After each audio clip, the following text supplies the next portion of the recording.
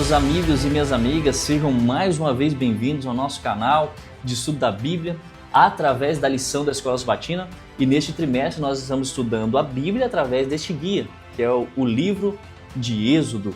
Nós estamos analisando a trajetória do povo de Deus em direção à terra prometida e você é nosso convidado para juntos estudarmos hoje a lição número 12, que tem como título Peço que me mostre a tua glória. E é uma alegria ter a sua companhia para estudarmos juntos a palavra do Senhor. E eu quero desafiar você a consagrar todas as suas habilidades e que sejam elas mentais ou físicas para o serviço de nosso Deus que nos comprou com grande preço, não é verdade? Eu quero desafiar você para que você santifique os seus pensamentos, os seus sentimentos, para que todas as suas obras sejam feitas em Deus. E assim nós possamos aprender com a lição aqui, porque na lição de sábado nós já vemos que Moisés ele pede para vir a glória de Deus com um propósito que era o crescimento verdadeiro, de obter a verdadeira educação. E a verdadeira educação, meus queridos, é o desenvolvimento harmônico das faculdades físicas e intelectuais e também espirituais, como está no livro Educação, página 13, né? E nós percebemos que a lição aqui da parte de sábado disse que devemos estar dispostos a crescer. O que você tem feito para crescer? Quantos livros você lê por ano? Quanto da Bíblia você lê na semana? Você tem o costume de orar 3 vezes ao dia? E as suas orações são orações mecânicas ou orações realmente sinceras e espontâneas ao Senhor? Aqui diz que nós precisamos crescer. E esse crescimento tem a ver com a comunhão com Deus. Por quê? Porque continua dizendo assim: frequentamos diariamente a Universidade de Deus, onde não há formatura, mas um processo de aprendizado constante. Você se contenta com aquilo que você aprendeu e agora está estagnado na fé? Ou você é um cristão que nos 20, 30, 40 anos de igreja, ou 10, ou 2, ou 5 anos, não sei, mas o tempo que você está na igreja, você acha que apenas o estudo bíblico que você fez para se batizar foi o suficiente? Ou você quer mais constante aprendizado? Aqui continua dizendo, podemos ser perfeitos em cada estágio se permitirmos que Deus nos torne as pessoas que Ele nos chamou para ser em Cristo, né?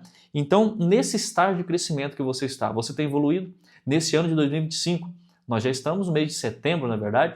Como foi seu crescimento até aqui? Você aproveitou bem as lições dos trimestres e está aproveitando cada dia para o desenvolvimento? Saiba, se você quer ter sabedoria, a sabedoria ela está em uma pessoa que se chama Jesus Cristo. E eu me lembro aqui de Colossenses capítulo 2, verso 3, que diz: em Jesus, em quem todos os tesouros da sabedoria e do conhecimento estão ocultos. Todo o tesouro do conhecimento e da sabedoria está oculto em Jesus. E somente através da comunhão com Jesus, da comunhão com Deus, da palavra, nós podemos ser bem-sucedidos. Então, por favor, consagre suas habilidades ao Senhor. Então, sem mais delongas, nós vamos agora para o estudo da lição. Peço que me mostre a sua glória e eu convido você a olhar para a tela. Vemos aí então a lição número 12, me mostre a sua glória. Nós vamos ter a introdução, os temas da semana e as considerações finais. Vamos aqui para o objetivo da lição. O autor ele apresenta o clímax do relacionamento de Moisés com Deus e o crescimento gradativo através da comunhão. Só temos crescimento através da comunhão.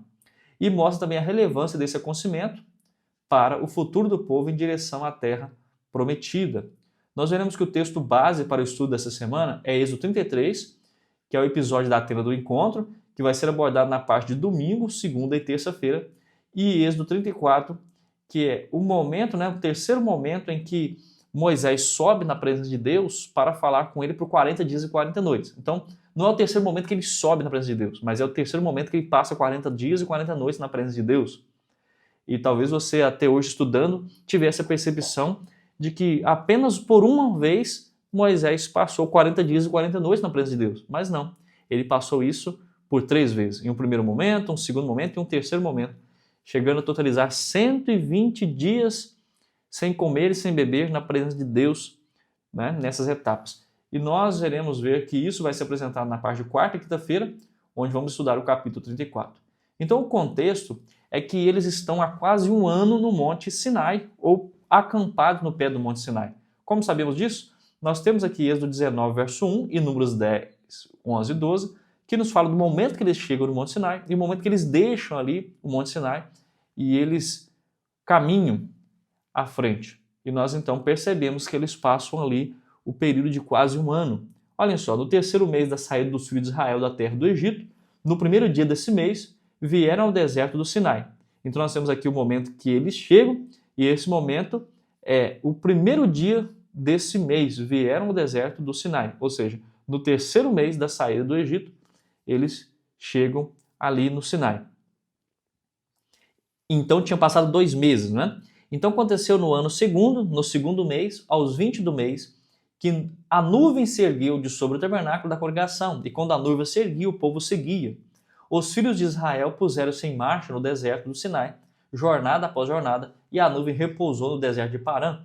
Com essa informação, nós podemos chegar à conclusão. Eles chegaram ao Sinai no primeiro dia do terceiro mês do primeiro ano, então 2 meses depois que tinham saído do Egito, e permaneceram acampados quase um ano inteiro, até o 20º dia do segundo mês deste segundo ano, quando partiram.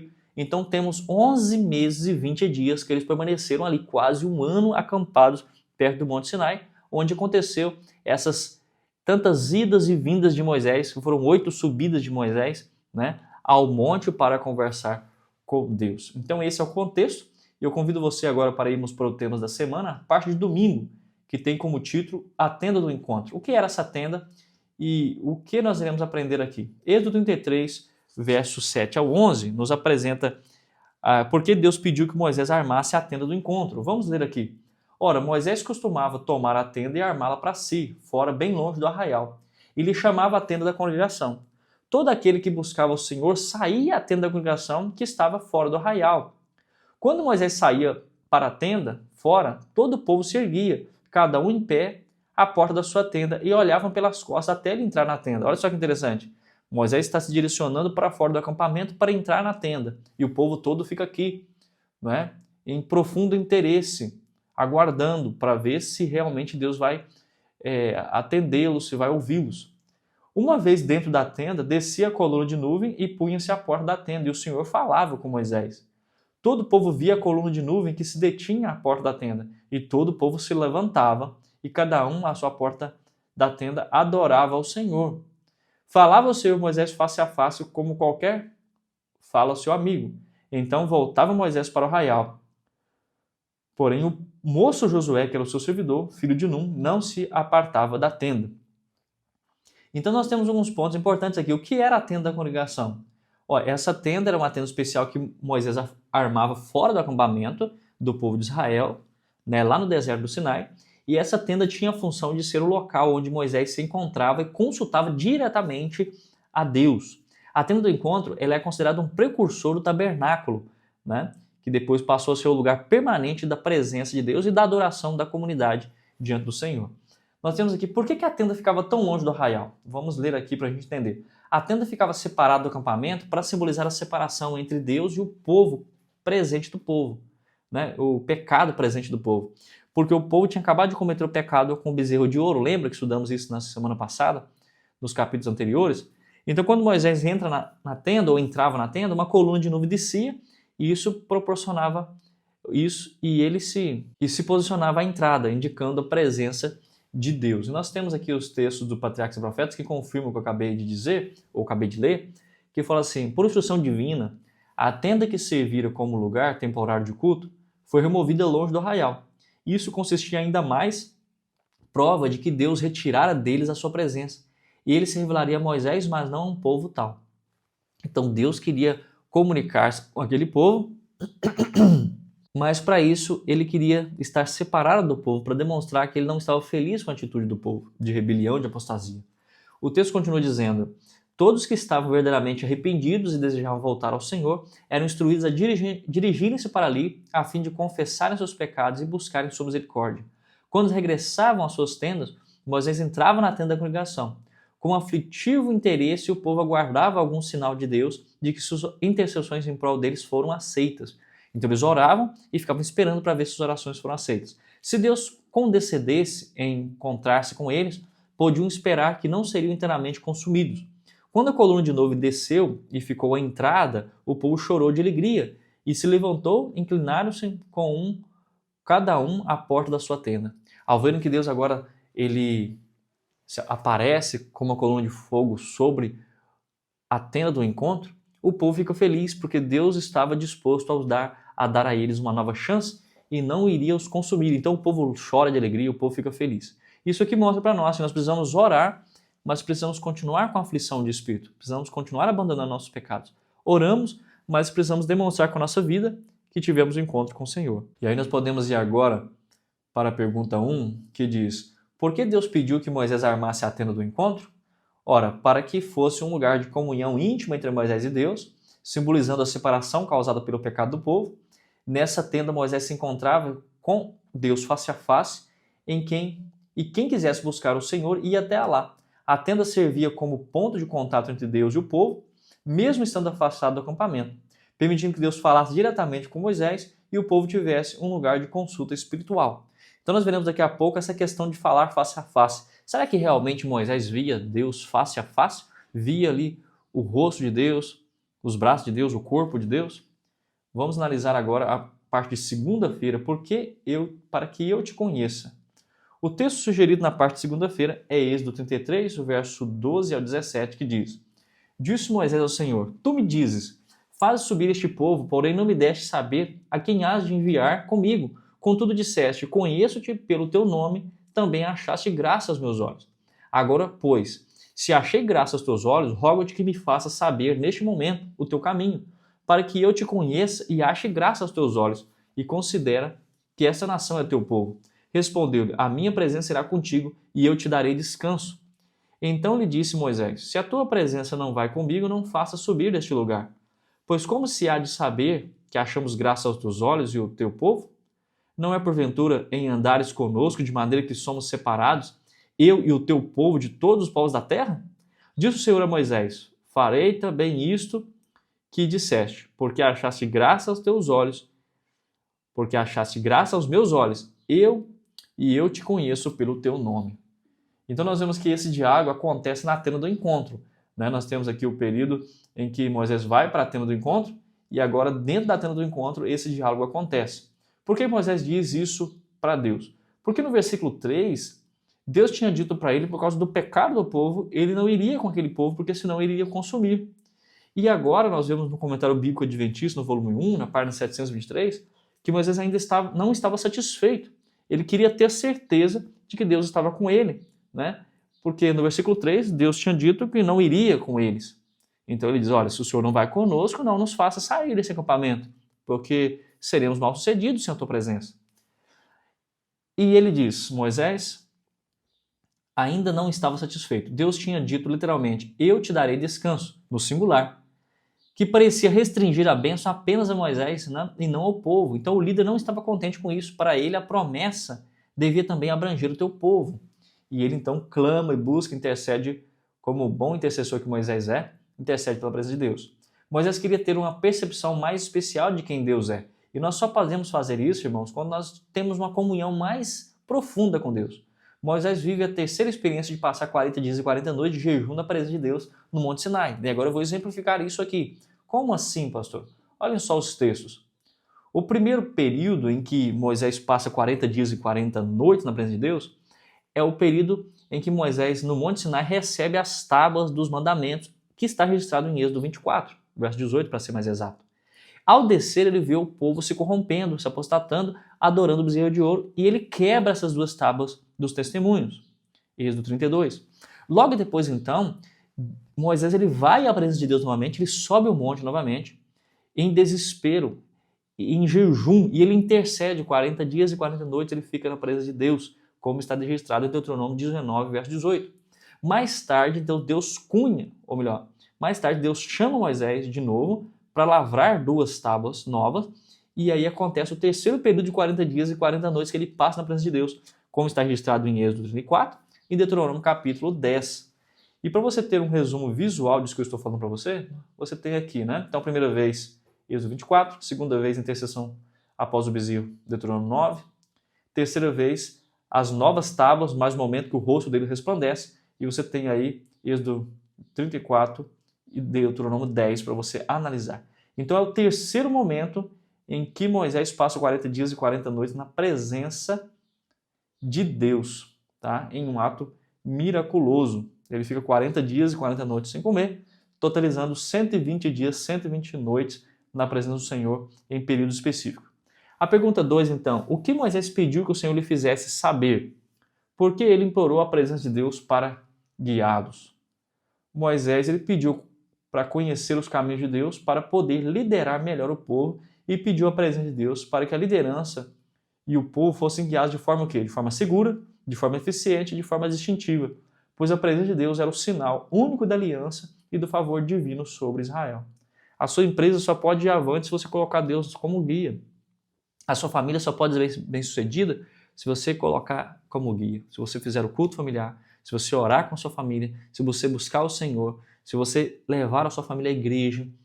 Isso vai intensificar as suas forças espirituais e você será mais habilitado para o reino de Deus. Você pensará mais nas coisas espirituais, nas coisas celestes.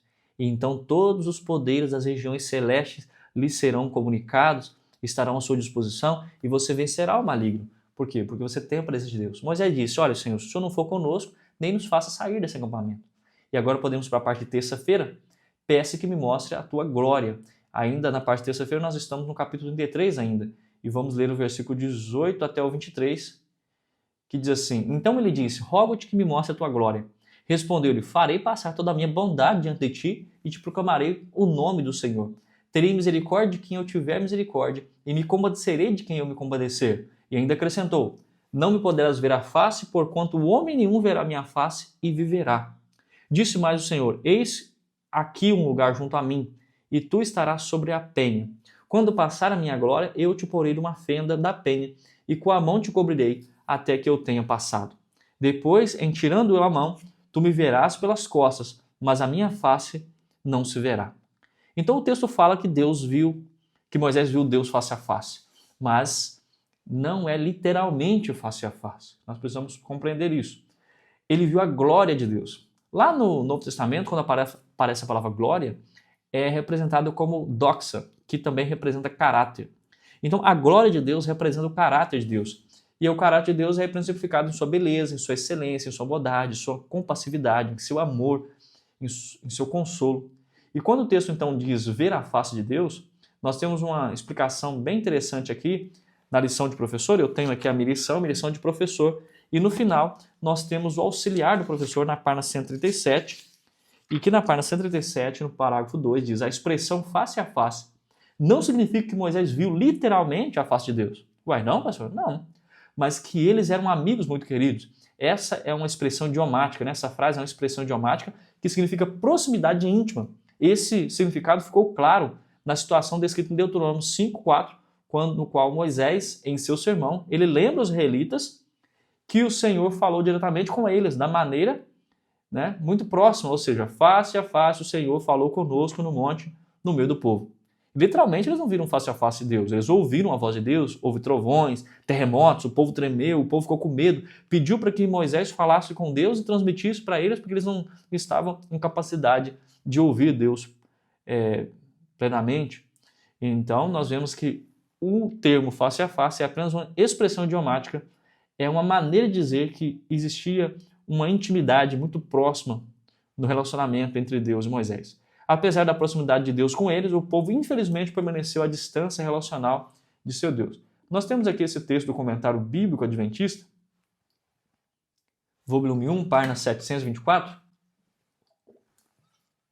Embora Deus tivesse respondido às orações em favor de Israel, Moisés desejava mais evidências do favor divino. Ele havia estado várias vezes na presença de Deus, mas uma solene percepção do dever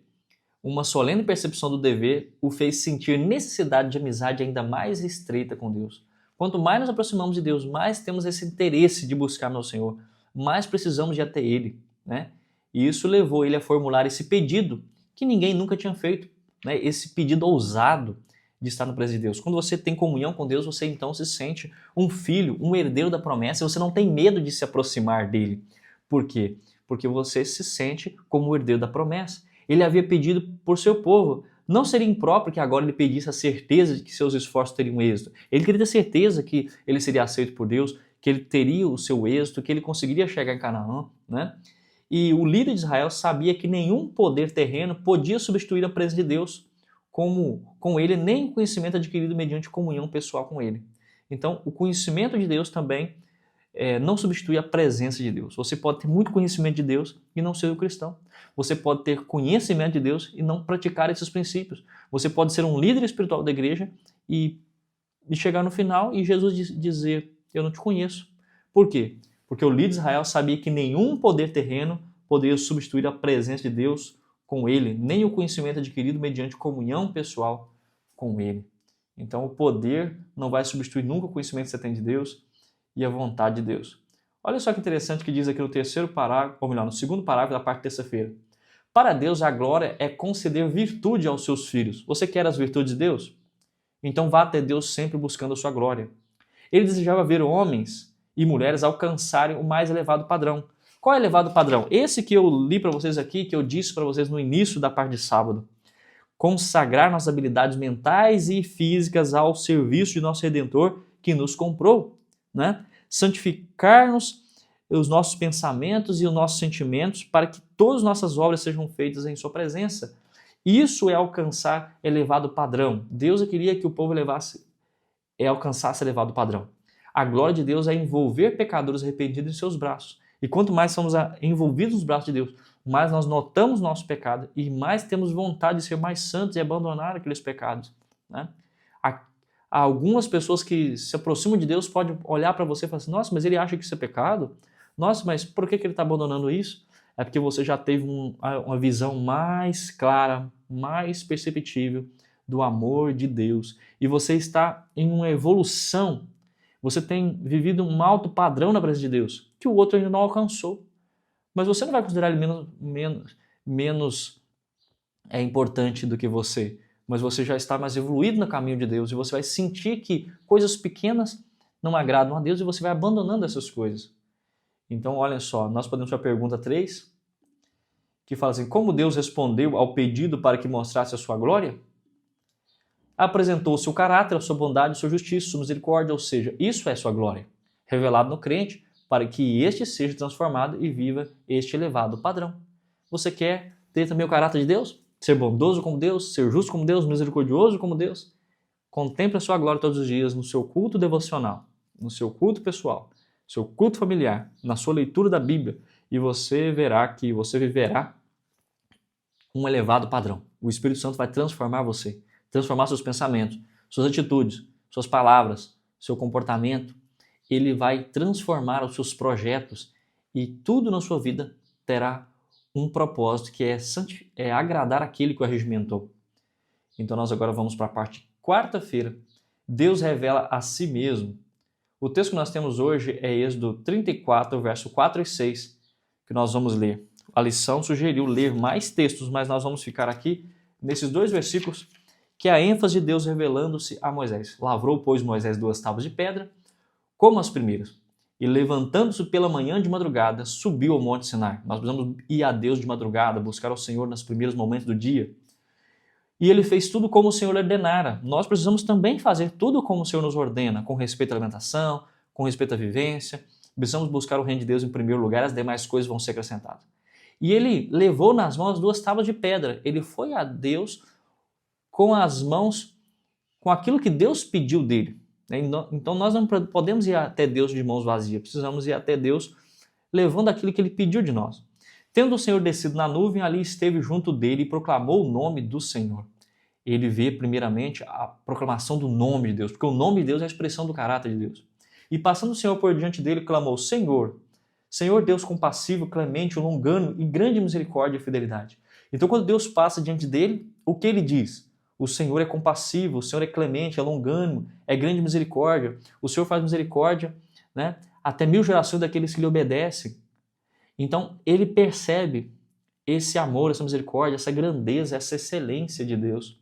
E nós podemos ver aqui que aqui tem os tópicos, né? Moisés lavrou as tábuas, pela manhã subiu, conforme a ordem, o Senhor desceu na nuvem, o Senhor proclamou o seu nome, e o Senhor passou diante de Moisés e declarou ser compassivo, clemente e longânimo, como eu expliquei aqui.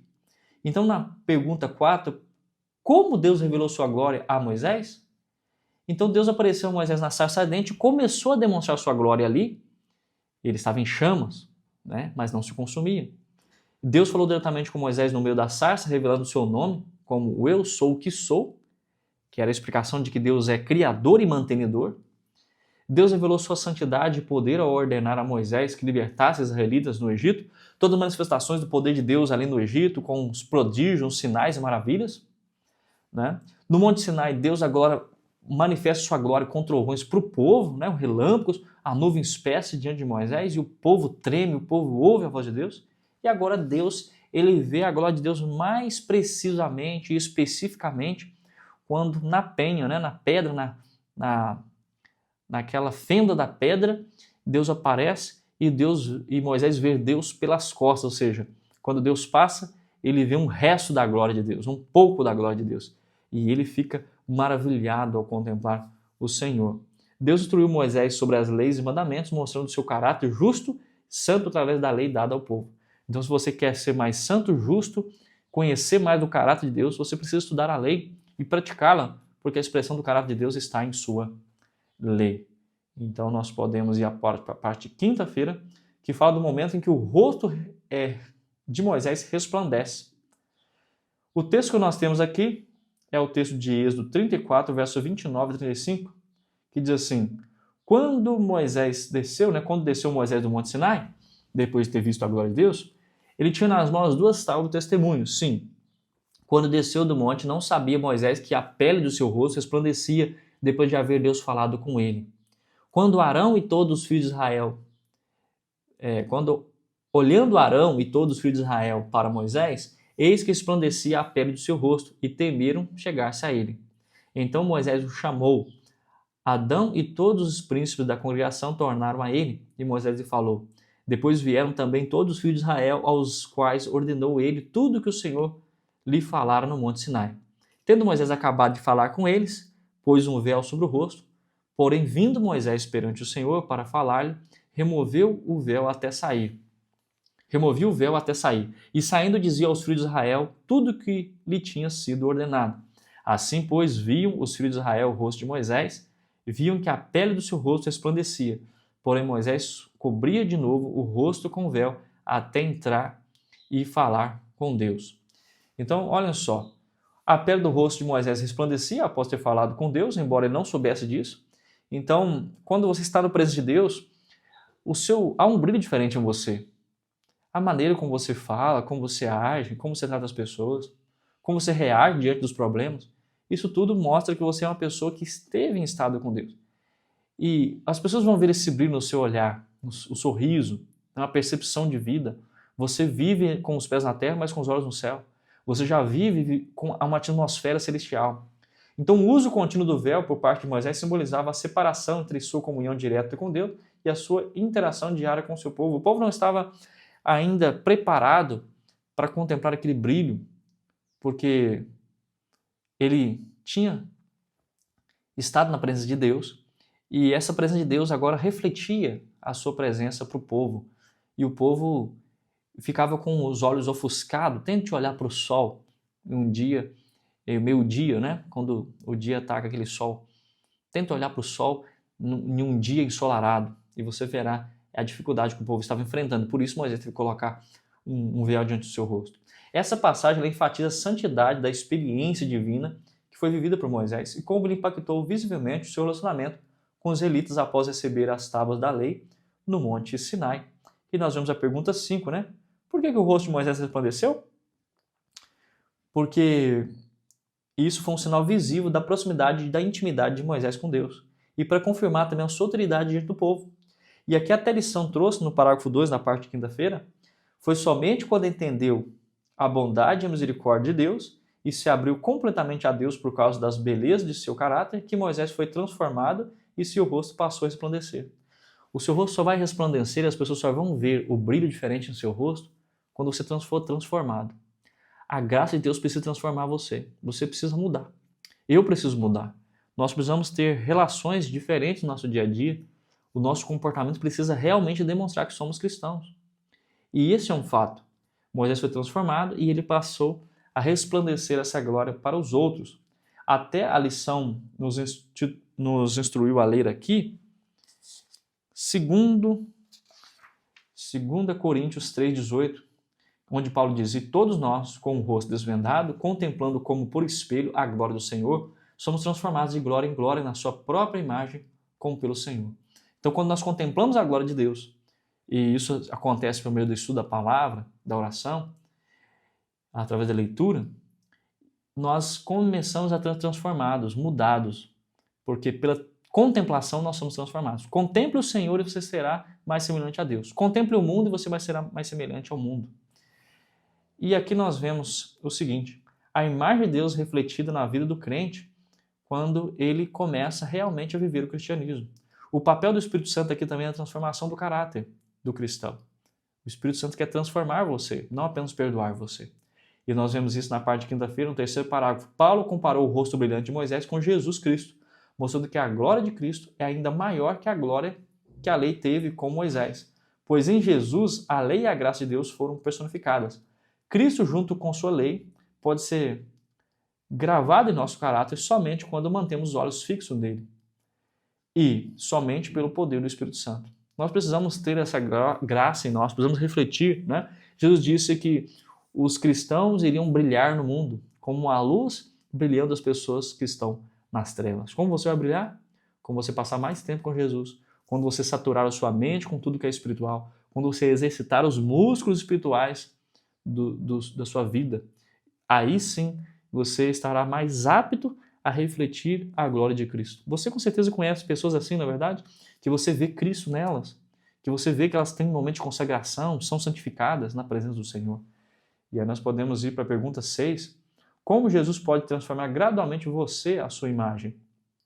E eu destaquei aqui, através da leitura e meditação diária da Palavra de Deus, permitindo que seus ensinamentos moldem seus pensamentos e atitudes, por meio da oração constante, buscando orientação e força do Espírito Santo, para que você e eu possamos viver conforme a vontade de Jesus, praticando o amor ao próximo, colocando em prática aquilo que nós aprendemos, refletindo o caráter compassivo e misericordioso de Cristo em suas ações diárias, e submetendo-se à disciplina espiritual, com o jejum, com a adoração, que ajuda no crescimento espiritual e na conformidade com Cristo, participando ativamente na comunidade de fé, indo à igreja, participando do culto, do pequeno grupo, do estudo bíblico, né? Onde você pode receber apoio, correção e encorajamento para seguir os passos de Jesus.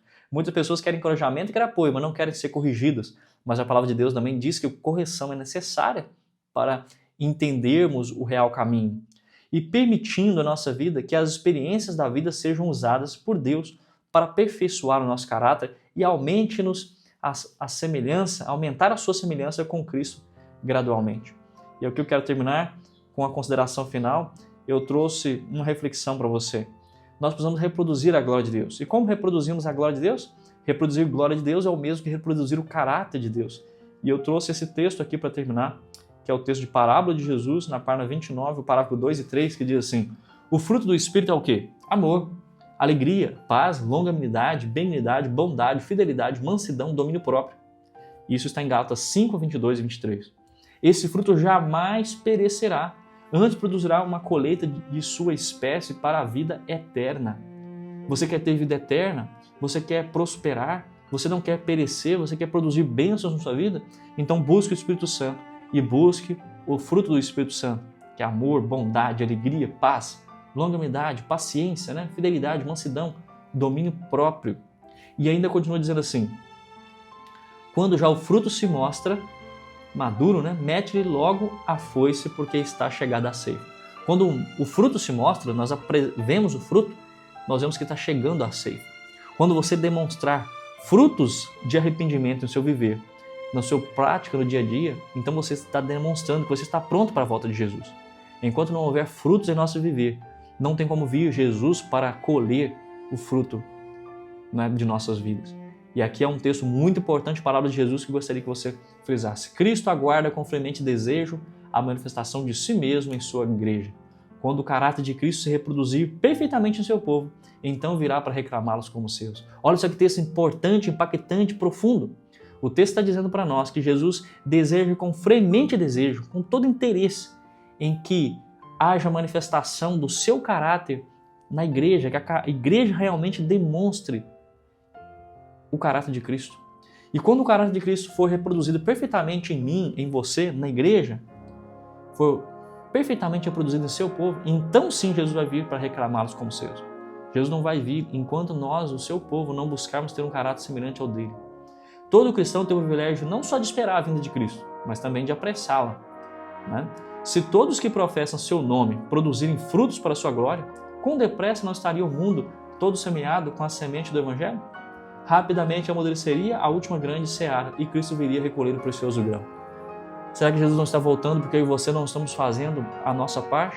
Será que temos nos arrependido dos nossos pecados? Será que temos buscado constantemente ter em nós as habilidades, ter em nós o caráter do Senhor Jesus? Temos buscado ser pessoas mais amorosas, mais alegres, mais cheias de paz, mais pacientes, mais fiéis, mais bondosas, mais mansas, mais cheias de equilíbrio, de domínio próprio? Aqui fica o incentivo da lição para nós nessa semana. Que nós possamos produzir frutos dignos de arrependimento, para que Jesus possa voltar mais depressa. Que eu e você não venhamos a postergar ou atrasar a vinda de Jesus. Que Deus abençoe você e que você se firme nessa presente verdade. Foi uma alegria estudar a Bíblia na sua companhia e nós nos encontraremos aqui na semana que vem do estudo da última lição, que é a lição número 13. Aguardo você lá.